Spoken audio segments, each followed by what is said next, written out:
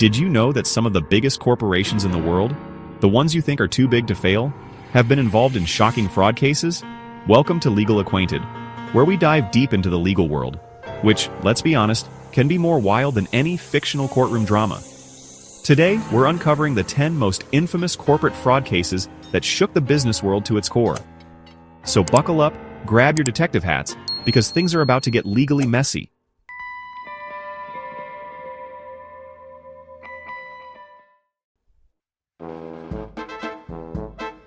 Our first stop on this tour of corporate malfeasance takes us to Houston, Texas, home of Enron, a company that was once hailed as an energy giant.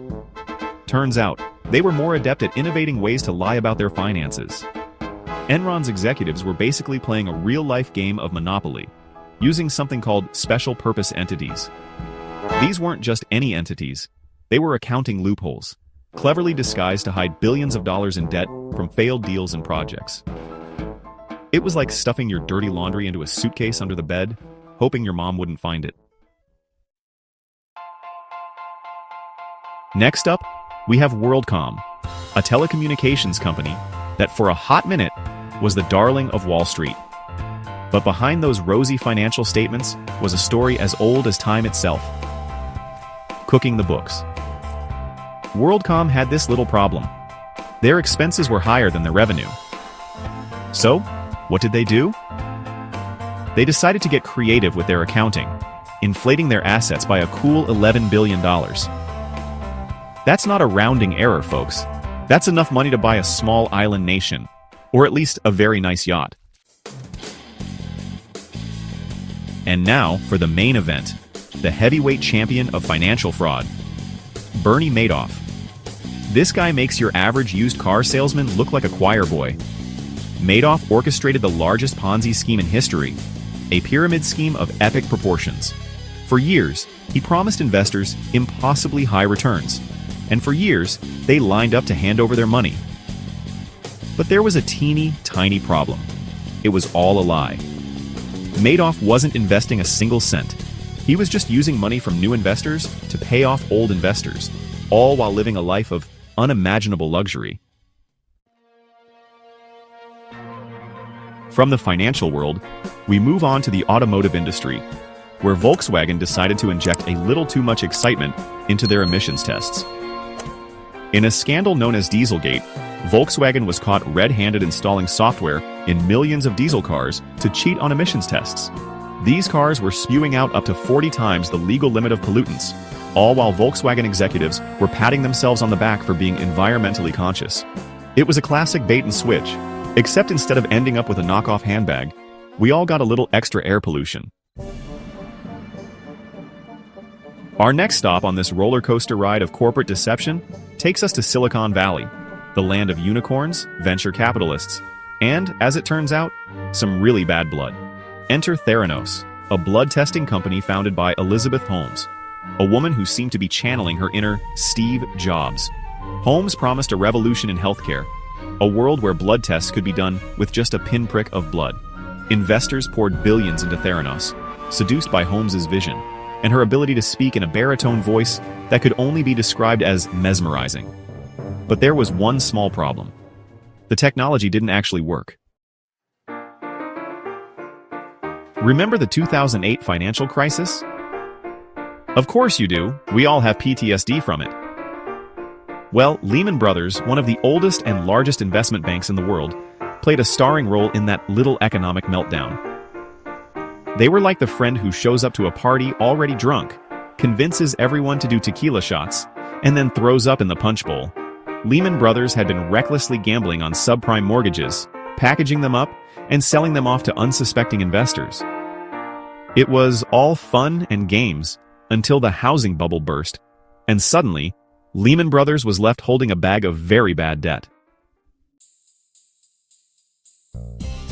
Tyco International. Executive perks gone wild. Our next tale of corporate greed takes us to Tyco International, a company that apparently believed in the motto, "If you've got it, flaunt it." Except they didn't actually have it. Tyco's CEO Dennis Kozlowski and CFO Mark Schwartz decided to treat themselves to a little something extra. And by little something extra, I mean they stole hundreds of millions of dollars from the company through unauthorized bonuses, loans, and extravagant spending. We're talking about a $6,000 shower curtain, a $2 million birthday party for Kozlowski's wife, and a $15,000 umbrella stand. Next up, we have HealthSouth, a company that apparently believed that healthcare was a great field to get into.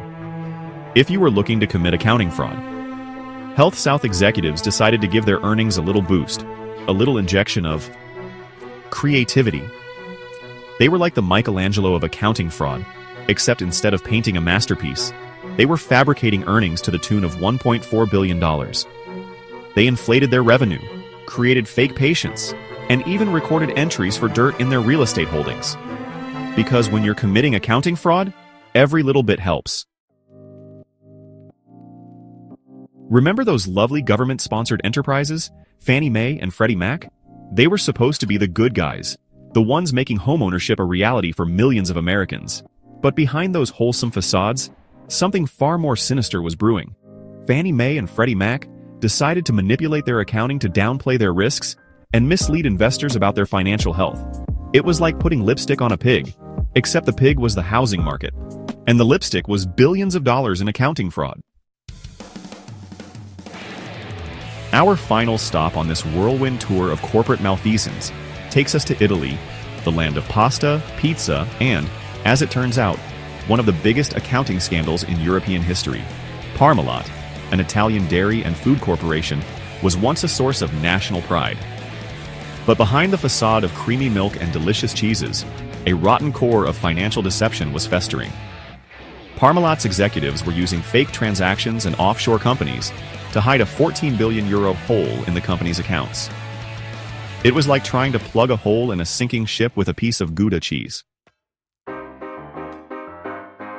So, there you have it, 10 shocking corporate fraud cases that prove that sometimes truth is stranger than fiction. These cases remind us of the importance of transparency and accountability in the corporate world. Because when companies prioritize profits over people, when greed trumps ethics, we all pay the price. If you found this video informative, don't forget to like, share, and subscribe to Legal Acquainted for more legal insights. And be sure to let us know in the comments below which of these cases shocked you the most. Until next time, stay informed, stay vigilant, and for the love of all that is good, please be careful out there.